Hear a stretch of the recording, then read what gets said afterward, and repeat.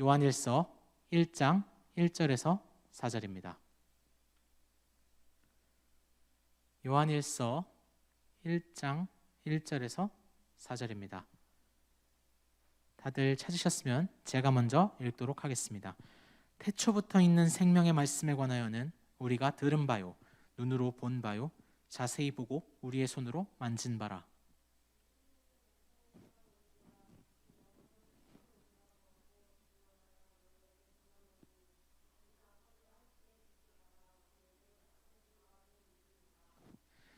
우리가 보고 들은 바를 너희에게도 전함은 너희로 우리와 사귐이 있게 하려 함이니 우리의 사귐은 아버지와 그의 아들 예수 그리스도와 더불어 누림이라. 마지막 4절은 다 같이 읽으시겠습니다. 시작. 우리가 이것을 쓰면 우리의 기쁨이 충만하게 하려 함이라. 아멘. 다음 순서로는 목사님 나오셔서 말씀 전하도록 하겠습니다.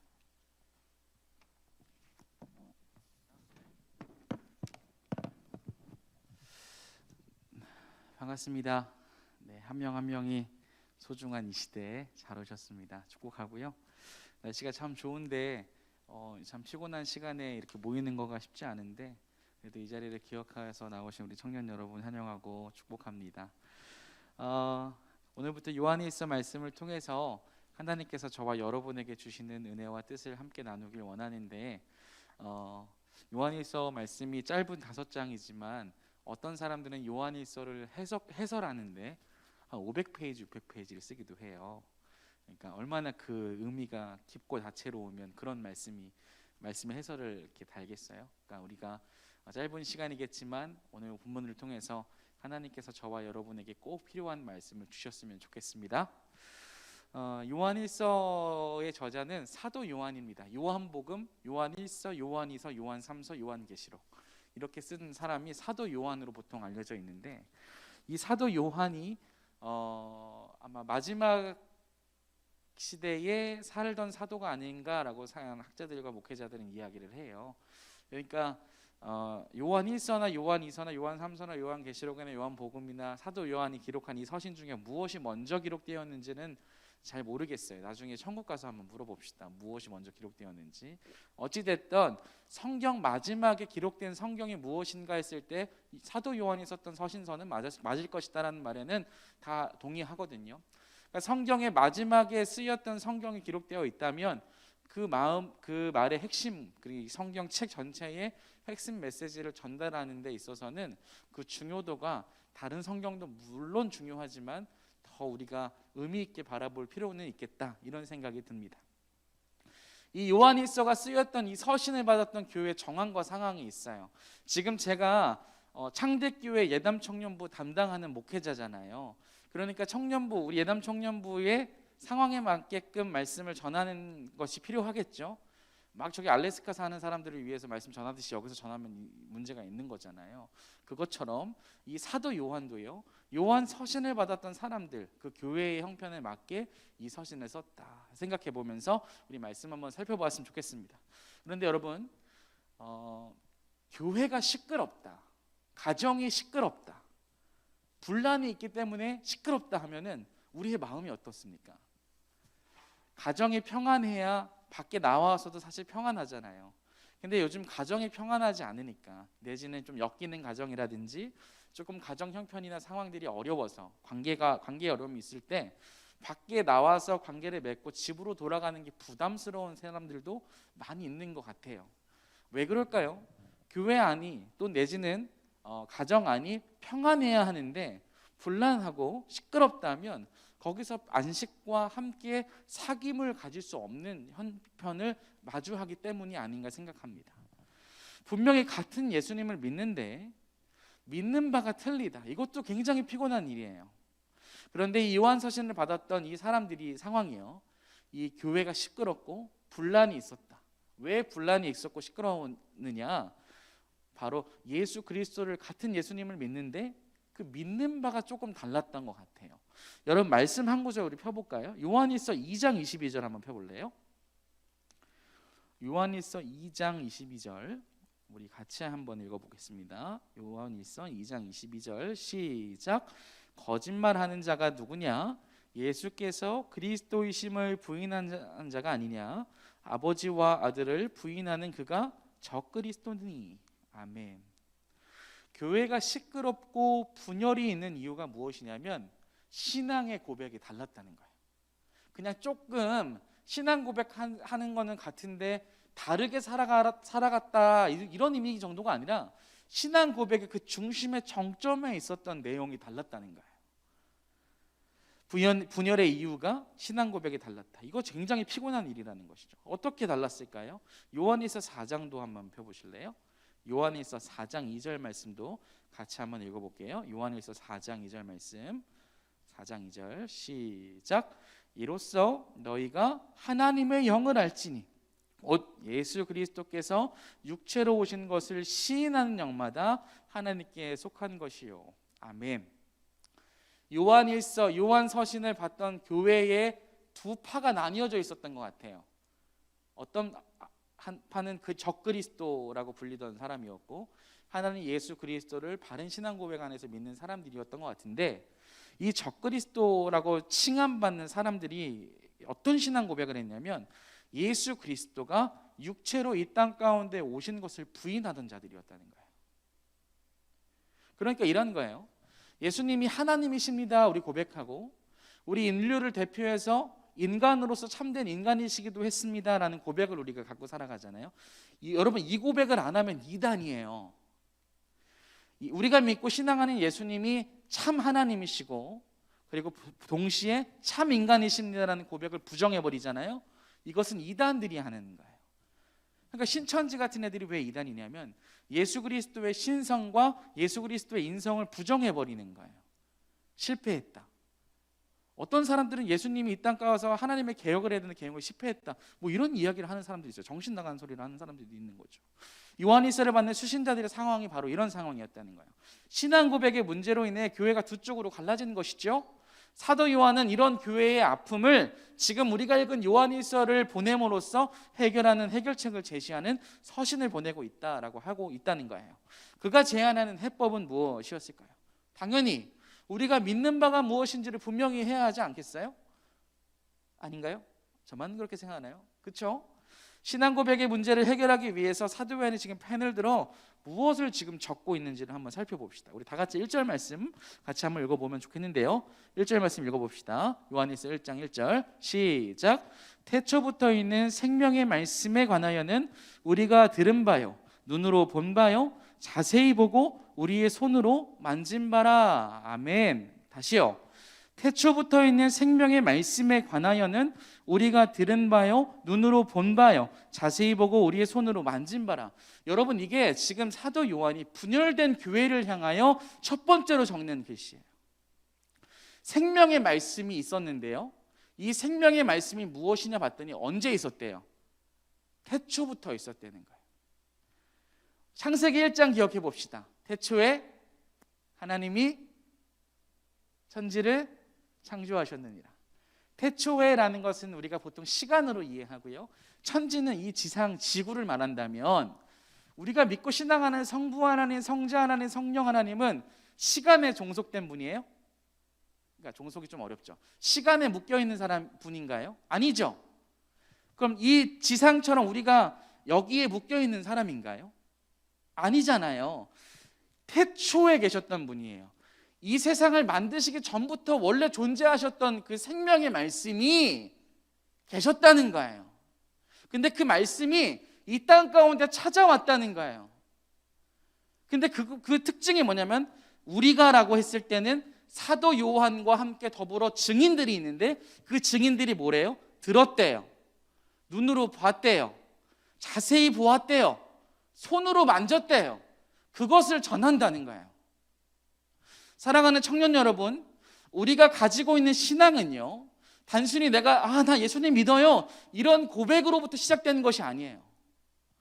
태초부터 계셨던 성부 하나님, 성자 하나님, 성령 하나님께서 우리 가운데 이 모든 것들을 시작하신 분이 우리 가운데 찾아오심으로부터 시작된 거예요. 우리가 신앙을 가지고 하나님께로 나아가고 출발하는 것이 아니라 살아계신 하나님이 우리 가운데 온 것, 그것이 우리의 신앙의 시작이라는 거예요. 근데 그것이 끝나는 것이 아니라 그것을 전달하는 전달자들이 있었네. 바로 사도 요한과 같은 사람. 여러분 여러분도 유치부 유초등부 이렇게 오셨잖아요. 그때 막 아마 그런 거 뭐 앞에서 뭐 내가 어렸을 때 막 똑똑똑 문을 열어주세요 이런 거 모르시죠? 그래요. 세대 차이 나는 건 어쩔 수 없으니까. 누가 찾아왔나 봐. 예수님 찾아오셔서 똑똑똑 문을 들으시면 문을 열고 나가 그런 율동하고 했어요. 저는 여러분은 뭐 하셨는지 모르겠는데 예수님 찾아오셔서 두들기시면 문을 열어주시면 예수님 찾아오신다. 그렇게 배웠단 말이죠. 좌우지간. 여러분 그렇게 예수님을 만나고 경험하고 예수님의 살아계심을 믿고 신앙하는 사람들의 신앙이 전달되어서 우리 가운데 찾아온 것이다.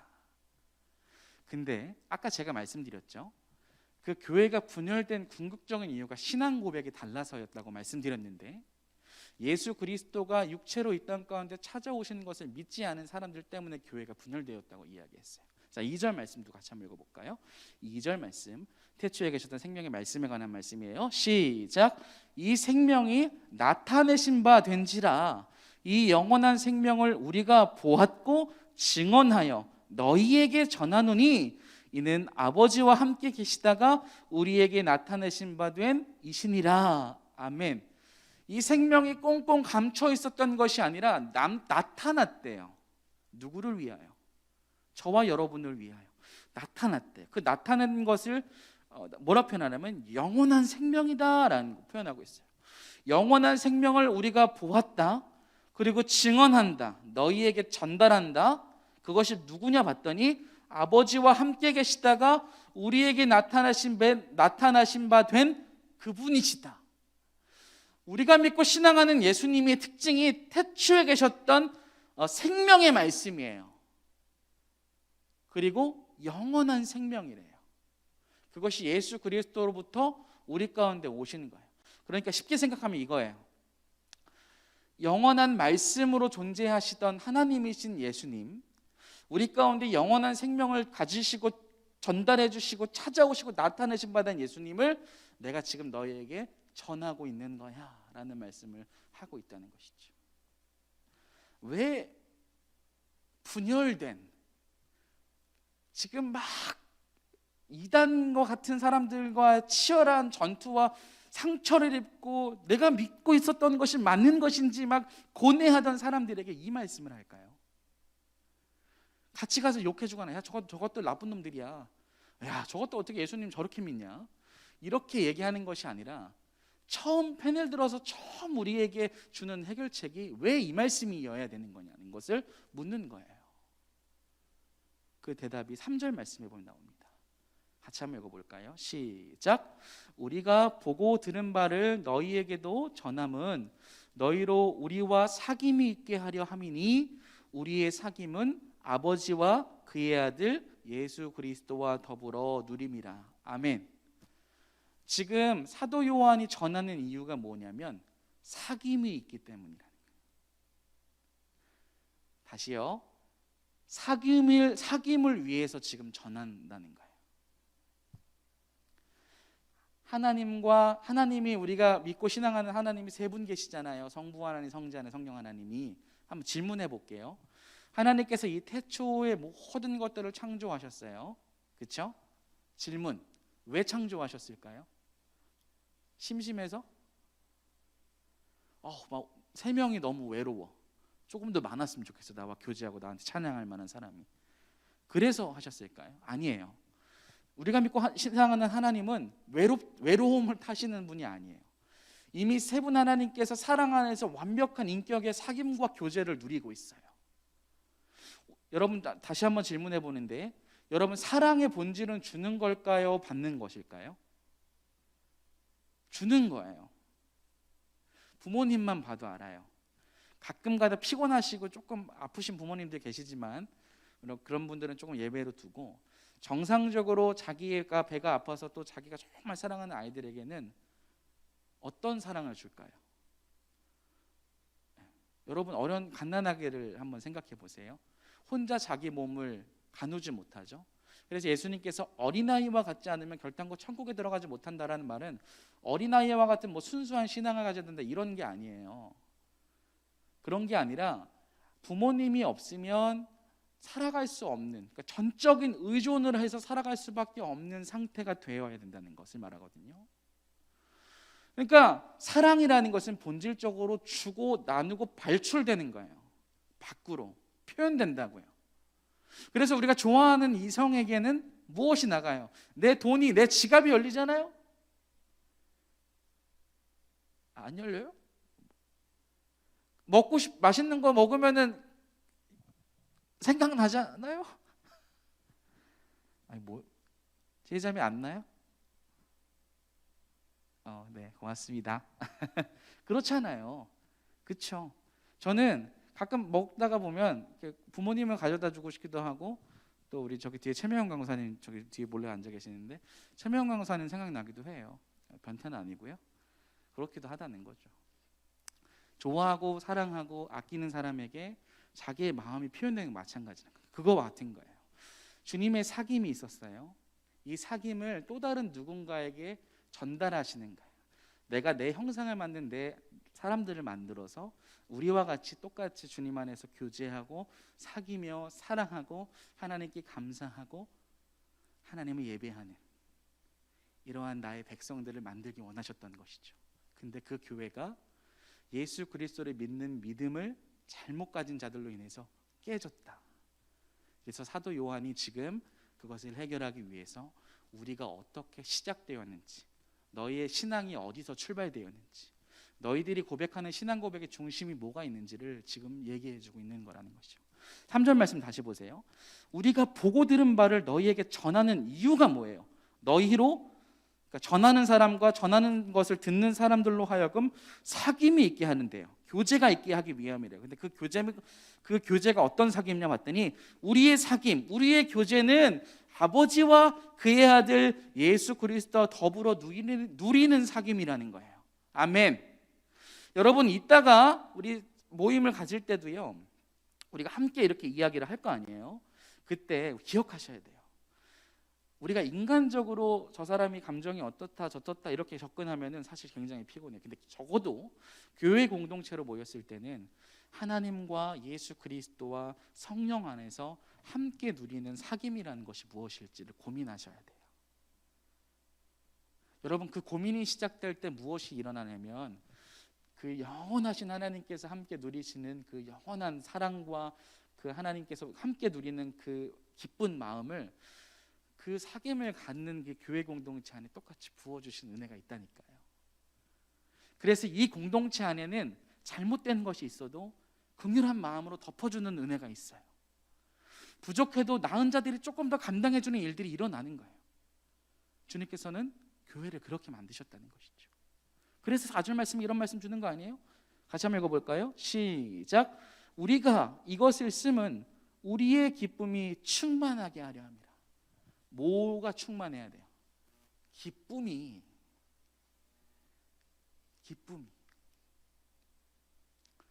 우리는 가끔 이런 생각해. 나 기쁘지 않아요. 어떻게 좀 해봐요, 하나님. 여러분, 그렇게 기뻐하는 게 아니에요. 내가 시작된 이 세상 가운데 나타나진, 내가 결탄코 죽었다 깨어나도 하나님을 인지하지 못하고 하나님의 은혜와 사랑을 누릴 수도 없던 그러한 존재를 나타나신 영원한 생명, 나타내신 생명의 말씀으로 우리 가운데 전달해 주신 그 복음을 전달받은 우리는 하나님이 그러신 것처럼 영원한 사귐 안에서 주님이 그러셨던 것처럼 주님의 기쁨, 생명의 기쁨, 완벽한 하나님의 사랑 안에서 누리는 기쁨의 교제가 있다는 거예요. 뭔가 문제가 있다면 출발 지점이, 원인이 어딘지 찾아볼 때 여기서 찾아야 된다는 거죠. 말씀 한 구절만 더 찾아볼게요. 왜 기쁠까? 왜 예수 그리스도를 증언하고 전달하는 것이 기쁠까?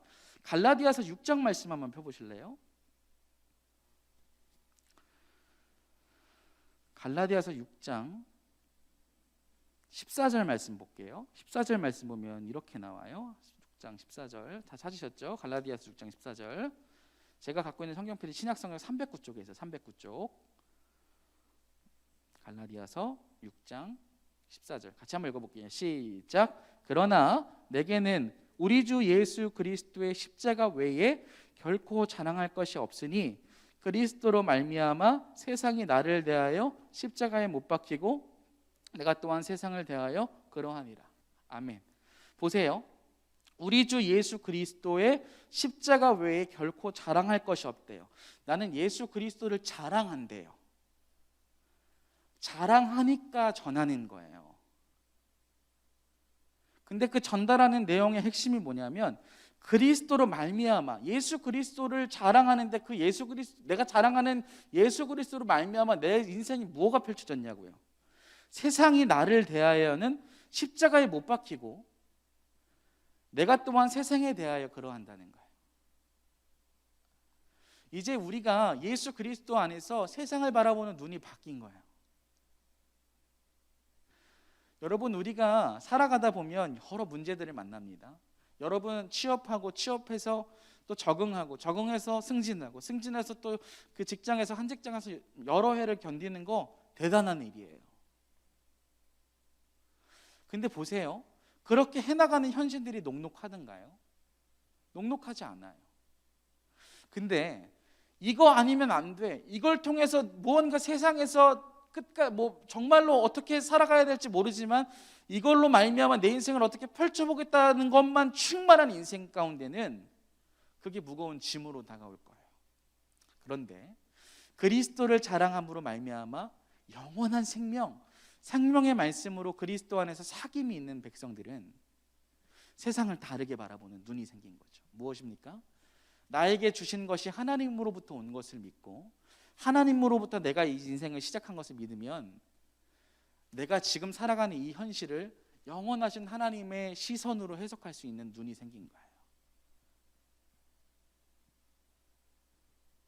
그렇기 때문에 어려움을 만날 때 때로는 갈피를 못 잡아서 갈바를 알지 못해서 헤매고 있을 때에도 나는 잘 모르지만 살아계신 하나님께서 영원하신 생명으로 나에게 찾아오시는 것처럼 영원한 생명이 나에게 이루어질 때까지 나를 인도하실 것입니다 라는 믿음의 고백으로 한 걸음 한 걸음 내디딜 수 있는 거 아니겠어요? 그때 기쁨이 있는 거죠. 동의가 안 되십니까? 저는요 이런 생각을 하고 살아요.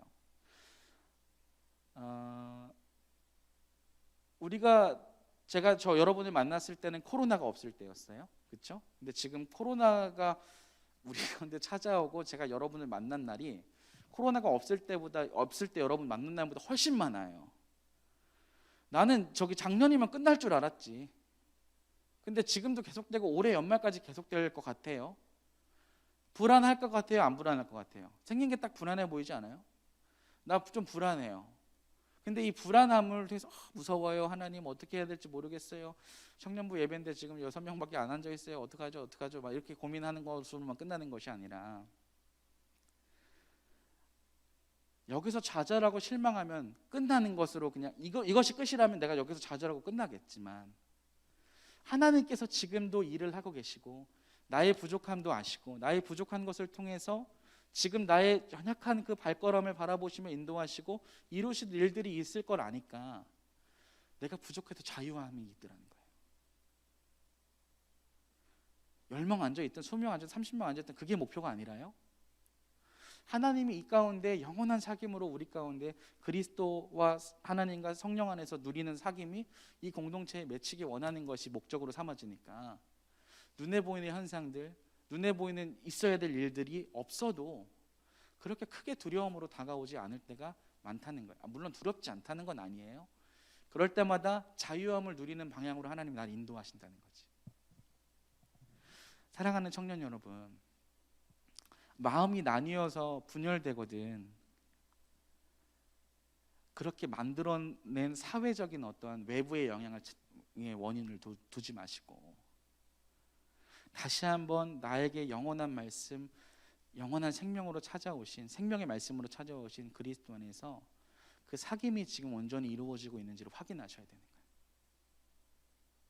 아멘.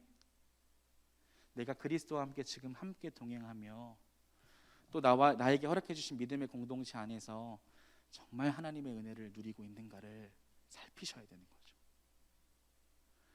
사도 요한이 그 얘기를 하는 겁니다. 예수 그리스도가 이 땅에 육체로 오셨다는 것을 부정하는 사람들로 인해서 교회가 무너지고 분열되고 아파하는 공동체에게, 얘들아, 내가 너에게 본 것들, 내가 확실히 누린 것들, 내가 확실히 경험한 것들을 전해주는데, 이걸 전함으로 우리가 사귐이 있을 거야. 근데 이 사귐은 우리 둘이 그냥 사귀는 것이 아니라 영원하신 예수 그리스도와 하나님 안에서 사귀는 사귐 안에서 우리가 사귀는 거야. 그때 기쁨이 충만할 것이란다. 그러니 다시 거기서 시작하면 어떻겠니? 라는 말씀을 주님께서 주신다는 것이죠. 사랑하는 청년 여러분, 주님께서 지금도 우리를 초청하고 계신 줄 믿습니다. 하나님과 성령님과 예수님 안에서 영원히 누리시는, 사랑 안에서 누리는 그 안식, 그 사귐으로 저와 여러분을 초청하고 계십니다. 그럼 이제 여러분의 응답이 남은 거죠. 주님의 초청 앞에 여러분 어떻게 응답하시겠습니까? 주님의 그 초청을 받고 누리시는 은혜가 저와 여러분에게 있기를 우리 주 예수님의 이름으로 축복드립니다. 더 나아가서 함께 나누는 것을 마음을 좀 새롭게 함으로 접근하고 대했으면 좋겠어요. 단순한 것 같지만 주님 나에게 주신 동역자들, 나와 함께 신앙생활하는 이 공동체를 소중히 여기고, 주님 이 공동체 안에서 주님 안에서 누리어지는 사귐이 있을 수 있도록 인도하여 달라고. 그 안에 내가 있는 거고 내가 그 안에서 영향력을 발휘하는 것이죠. 그러니 여러분 함께 신앙생활하는 이 공동체를 소중히 여기며 기도합시다. 성령님, 우리가 한 성령을 주로 모시고 있는데 이 공동체가 주님 안에서 참된 안식과 사귐이 누려지는 공동체가 될 수 있도록 만들어 주실 수 있도록 기도하오니 역사해 달라고. 그렇게 기도할 때 하나님께서 이 공동체를 통하여 또 그 사귐 안에서 저와 여러분의 기쁨이 충만하게 될 줄 믿습니다. 여러분 십자가를 자랑하십시오. 그렇다면 여러분도 저도 그렇게 살아낼 수 있을 줄 믿습니다. 오늘 함께 찬양하며 기도할 때 하나님께서 그런 은혜 주실 줄 믿습니다. 이 시간 같이 찬양하고요, 기도했으면 좋겠는데요.